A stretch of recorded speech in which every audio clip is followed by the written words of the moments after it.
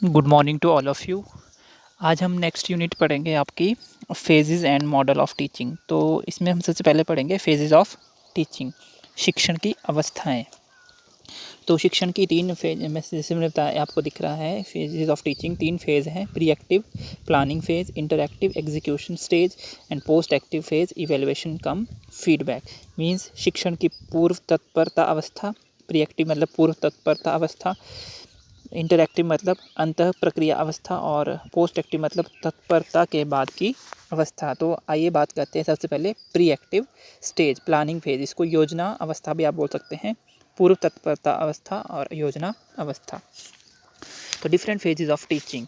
Teaching is a complex task, we need systematic planning to perform this task. कि जो शिक्षण एक जटिल प्रक्रिया है और हमें क्या है, एक सुव्यवस्थित योजना की ज़रूरत होती है इस कार्य को करने के लिए। Teaching has to be done in steps. जो शिक्षण है वो एक स्तर में किसी स्टेप बाय स्टेप होता है। The different steps continuing the process are called phases of teaching. Constituting the process are called phases of teaching. और जो अलग अलग स्टेप्स हैं जो अलग अलग प्रोसेस को कैरी करते हैं उसको बोलते हैं फेजेस ऑफ टीचिंग, मतलब शिक्षण की अवस्थाएं। Each phase has some operation of teaching. हर एक जो अवस्था है उसके अपने अपने ऑपरेशन होते हैं, मीन्स अपने अपने आप बोल सकते हो कि अपने अपने टाइप्स की होती हैं वो, कि किस तरह का क्या करना है जिसमें।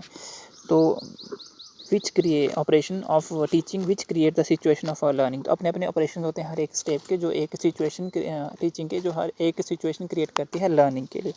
Teaching process can be divided into 3 phases और स्टेजेस। जो शिक्षण प्रक्रिया है उसको 3 अवस्थाओं में बांटा गया है, जैसे मैंने आपको बताया। प्री एक्टिव, ठीक है, पूर्व तत्परता अवस्था रेफर्स टू प्लानिंग, ये योजना से संबंधित है। इंटरएक्टिव फेज, अंतर प्रक्रिया अवस्था refers to conduct and management, ये बोल सकते हो कि आप इसको कार्य करने और प्रबंधन से संबंधित है। Post active phase refers to the follow up and consolidation, या बोल सकते हो कि शिक्षण की तत्परता की अवस्था, इसको हम बोल सकते हैं फॉलोअप का मतलब इवैल्यूएशन से संबंधित है, और ये कंक्लूजन से संबंधित है। Different phases involve different operation of teaching, ठीक है। तो सबसे पहले बात करते हैं pre active phase of teaching, पूर्व तत्परता अवस्था, शिक्षण की पूर्व तत्परता अवस्था। It is the phase of planning for teaching. ये शिक्षण के लिए क्या है, योजना की अवस्था है। Good planning makes the task of teacher smooth, functional and successful. जो एक अच्छी योजना है वो एक टीचर के टास्क को क्या है, स्मूथ बना देती है, फंक्शनल बना देती है और सक्सेसफुल बना देती है। मीन्स सफल बनाती है। एक योजना से किया गया कार्य सफल होता है। There are 2 more steps involve in this step, ठीक है। तो इसमें आप लिखें देर आर है, ये 1 नहीं है, there are 2 major steps involve in this phase. तो यहाँ पे 2 मेजर जो आप बोल सकते हो कि स्टेप्स हैं, मुख्य जो स्तर है वो इस अवस्था में है। कौन कौन से? Establishment of some kind of goals और ऑब्जेक्टिव। इसमें क्या है, किसी तरह के उद्देश्य और आप बोल सकते हो कि प्राप्य उद्देश्यों का निर्माण किया जाता है। Discovering ways and means to active this objective. और इसमें क्या है कि तरीकों और आप बोल सकते हो कि रास्तों का निर्माण किया जाता है टू अचीव दिस ऑब्जेक्टिव, इन उद्देश्यों की प्राप्ति के लिए। तो operation of teaching eight pre active phase, शिक्षण की आप बोल सकते हो कि किस प्रकार शिक्षण की अवस्था, ठीक है ना, या शिक्षण की प्रक्रिया इसमें आपकी पूर्व तत्परता अवस्था में। Before classroom teaching a teacher has to perform many task. एक कक्षा शिक्षण के से पहले जो अध्यापक है उसको बहुत सारे कार्य करने होते हैं। This phase include all those activity which a teacher perform before entering the classroom. तो ये वो सारी एक्टिविटीज़ को इंक्लूड करता है जो एक टीचर को क्लासरूम में एंटर होने से पहले करनी पड़ती है। This stage involve the following activities. ये जो स्टेज है इसमें विभिन्न प्रकार की जो एक्टिविटीज़ है, कौन कौन सी क्रियाएँ शामिल है। नंबर 1, फॉर्मुलेशन और फिक्सिंग ऑफ द गोल, ठीक है ना। फॉर्मुलेशन और फिक्सिंग ऑफ द गोल का मतलब कि उद्देश्य का निर्माण और बोलना कि उद्देश्य का निर्माण करना। The teacher formulate in detail the instruction objective in behavioural terms by using taxonomy of education objective. जो एजुकेशन ऑब्जेक्टिव की हमारी टेक्सोनॉमी है, जिनके आधार पर हम जैसे कॉग्निटिव, साइकोमोटर, अफेक्टिव डोमेन के आधार पर जो ऑब्जेक्टिव निर्धारित करते हैं बिहेवियरल टर्म में, वो इसमें उस आधार पे जो टीचर है वो ऑब्जेक्टिव को फ्रेम करता है। ठीक है, objectives are determined according to student psychology and needs. ये ऑब्जेक्टिव 1 नहीं है, ये ऑब्जेक्टिव्स 1 नहीं, ये है ऑब्जेक्टिव्स आर। ठीक है, टाइपिंग में मिस्टेक्स हुई है। तो objectives are determined according to students psychology and need of the society and the school. जो उद्देश्य हैं वो कैसे बनाए जाते हैं, स्टूडेंट की साइकोलॉजी के अकॉर्डिंग, उनकी नीड के अकॉर्डिंग, और सोसाइटी की और स्कूल की नीड के according. Objectives are determined according to what changes teacher expect in students by achieving these objective. और जो उद्देश्य हैं वो किस तरह से निर्धारित किए जाते हैं कि जो टीचर है वो क्या चेंज एक्सपेक्ट करेगा स्टूडेंट्स में जब ये ऑब्जेक्टिव अचीव हो जाएंगे। ठीक है, फिर सेकंड आता है सिलेक्शन ऑफ कंटेंट और subject matter to be taught, और उस विषय वस्तु का चयन जो पढ़ाना है। After fixation of the teaching objective, teacher decide about the content to be presented before the learner. जब उद्देश्य का निर्माण हो गया उसके बाद जो अध्यापक का कार्य क्या है, ये तय करना कि जो क्या हमें किस विषय वस्तु को हमें स्टूडेंट के बच्चों के सामने प्रस्तुत करना है। For content selection following point should be kept in mind. तो विषय वस्तु की चयन के लिए हमें कौन कौन से तथ्य को याद रखना है। Number 1, demand of the syllabus और करिकुलम की जो पाठ्यक्रम है और जो सिलेबस है उसकी डिमांड क्या है, मतलब क्या है वो, क्या डिमांड है आज की। द एंट्री बिहेवियर ऑफ, आप बोल सकते हो कि entering behaviour of the learner, की जो क्लासरूम में बच्चा आ रहा है, एंट्रिंग बिहेवियर का मतलब कि उसको कितना ज्ञान है, कितना वो एक्टिव है। ठीक है ना, तो उस हिसाब से the level of motivation of the learner, और बच्चा कितना मोटिवेट है।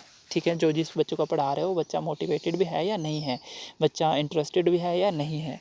Teachers performance of the assessment related to content preference, और जो कंटेंट से रिलेटेड हमने असेसमेंट देनी है टीचर उसको किस वे पे करता है, उसकी प्रेफरेंस क्या है।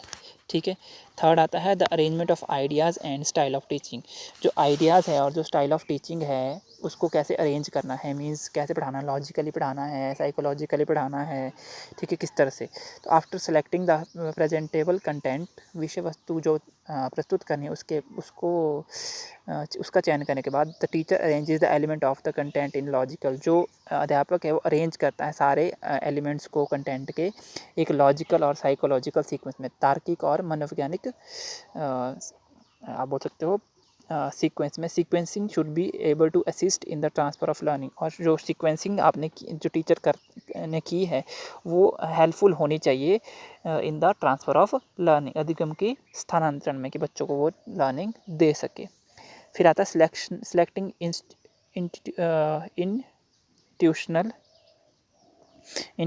इंट्यूशनल मेथडोलॉजी, मतलब जो मेथडोलॉजी हम अपना रहे हैं बच्चों को इंस्ट्रक्ट करने के लिए, आप बोल सकते हो सिलेक्टिंग इंस्ट्रक्शनल मेथडोलॉजी, आप यूज़ कर सकते हो ये वर्ड यहाँ पे। ठीक है, इंस्टीट्यूशनल लिखा है इसमें, आप लिख सकते हो selection of suitable teaching method, आप ये भी बोल सकते हो selection of suitable teaching method. The teacher has to select appropriate strategies and tactics of teaching. तो यहाँ पे अध्यापक को क्या है, उचित जो योजना है और जो मेथड्स हैं, विधियाँ हैं वो अपनानी है। Keeping in view the content and objective of teaching, जो विषय वस्तु है वो और उस उद्देश्यों को ध्यान में रखते हुए। This operation is very important in teacher education programme, और ये जो ऑपरेशन है, मीन्स ये जो पॉइंट है कि इसको कौन से मेथड अपनाने हैं, ये बहुत ज़्यादा ज़रूरी है एक टीचर एजुकेशन प्रोग्राम में। फिर आता है fifth, development of teaching strategies, शैक्षिक योजनाओं का विकास।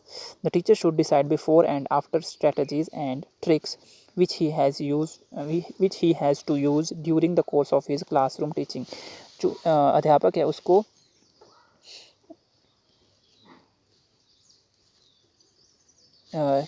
Decide before hand about strategy, मतलब जो अध्यापक है उसको स्ट्रेटजीज़ और जो टैक्टिक्स हैं उसको डिसाइड करना है टीचिंग करने से पहले कि किस तरह से हमने क्लासरूम में विच ही हैज़ टू यूज़, जो उसको कोर्स के दौरान यूज़ करनी है, कि किस तरह से हमने क्वेश्चनिंग करनी है, किस तरह से हमने पढ़ाना है, किस तरह से एग्जाम्पल देने हैं, ठीक है। He should decide about when and what device of teaching should be use, और कब हमने टीचिंग एड यूज़ करना है, कौन सा टीचिंग डिवाइस कब यूज़ करना है, कैसे यूज़ करना है।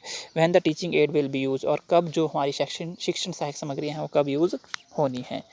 व्हेन रिकैप्चुलेशन और evaluation etcetera will be done, और कब हम रिकैप्चुलेशन करेंगे, कब हम इवैल्यूएशन करेंगे, ये सारी टीचर को इसमें पता होनी चाहिए। उसके बाद क्या होता है, नेक्स्ट स्टेप क्या है, deciding the duration, place and management of classroom teaching. उसके बाद क्या है कि ड्यूरेशन की कितनी देर का आप बोल सकते हो, कौन सी जगह में और कैसे मैनेज करना है क्लासरूम टीचिंग को, कितनी देर तक, ठीक है। ये सारा डिसाइड होगा। उसके बाद आता है a decision about evaluation tools and techniques, और किस इवैल्यूएशन और टूल्स और टेक्निक्स को यूज़ करना है to evaluate the student. Examination आप ओरल टेस्ट ले रहे हो या रिटन टेस्ट ले रहे हो या डिस्कशन करवा रहे हो, ये सारी क्या है डिसाइड करना है। So this stage is about working out the details of the teaching और activities a teacher want to perform in the class.